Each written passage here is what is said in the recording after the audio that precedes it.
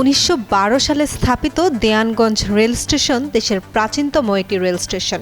একসময় এই রেল স্টেশনটি ছিল উত্তরাঞ্চলের 8টি জেলার সাথে রেলপথের সংযোগস্থল। নাব্যতা সংকটের কারণে বাহাদুরবাদ ফেরিঘাট বন্ধ হয়ে গেলে উত্তরাঞ্চলের সাথে রেল যোগাযোগ বন্ধ হয়ে যায়। বর্তমানে রেল স্টেশনের কাজের একমাত্র ভবনটি ভেঙে ফেলায় স্টেশনের প্ল্যাটফর্মে অস্থায়ীভাবে নির্মিত টিনের ছাপড়া ঘরে চলছে স্টেশনের যাবতীয় কার্যক্রম। হ্যাঁ, আমাদের এই দেয়ানগঞ্জের রেল স্টেশনের অবস্থা অনেকটাই খারাপ, যেটা নাকি অনেক দিন যাবৎ ভাঙাচোরা অবস্থায় আছে, কিন্তু এইদিকে কারো কোনো নজর নাই। যত এমপি মন্ত্রী মিনিস্টার কেউ সবাই আসে যায়, কিন্তু কারো কোনো খোঁজ খবর নাই, নজরই পড়ে না তাদের। আমরাও তো একটা মানুষ, আমরা মেয়ে মানুষ এসে বসতেও পারি না। হ্যাঁ, একটা টয়লেট নাই, একটা বিশ্রামাগার নাই। স্টেশনের স্টাফরা জানান, আগের যে জরাজীর্ণ ভবনটি ছিল সেটাতে তবুও কাজ চালানো যেত।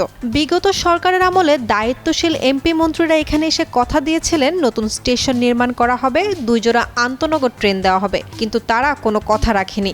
আমাদের স্টেশনটা ভাঙ্গা অবস্থায় পড়ে আছে, কাজ ধরতেছে করে দেওয়া হয় না, প্রায় 4 বছর অলরেডি চলে গেছে।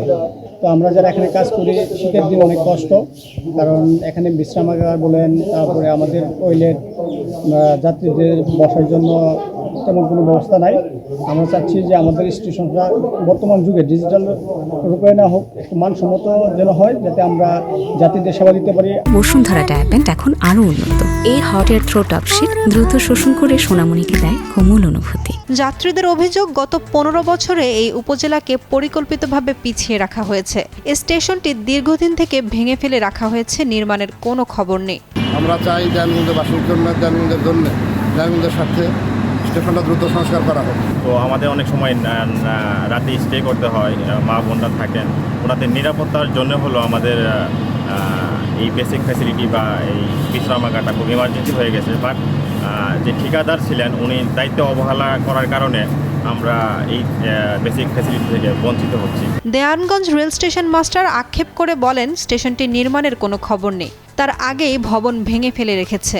4 বছর ধরে বহু কষ্টে স্টেশন পরিচালনা করে আসছেন তারা। বাজার দীর্ঘ 4 বছর আগে ভালো বিল্ডিংটা ভাঙা হয়, ভাঙার পর থেকে জরাজীর্ণ টিন সেটে আমরা কাজ করে আসতেছি।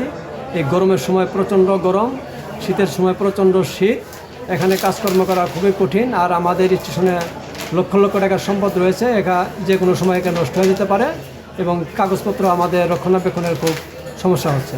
জানা গেছে, নতুন স্টেশন নির্মাণের অজুহাতে 2022 সালের ফেব্রুয়ারি মাসে পুরাতন স্টেশনের মূল ভবন ভেঙে ফেলা হয় এবং নতুন ভবন নির্মাণের জন্য মাটি খনন করে উঁচু ঢিলা করে রাখা হয়। মূল স্টেশন ভবন ভেঙে ফেলার 4 বছর অতিবাহিত হয়ে গেলেও নতুন ভবন নির্মাণের কোনো উদ্যোগ নেই।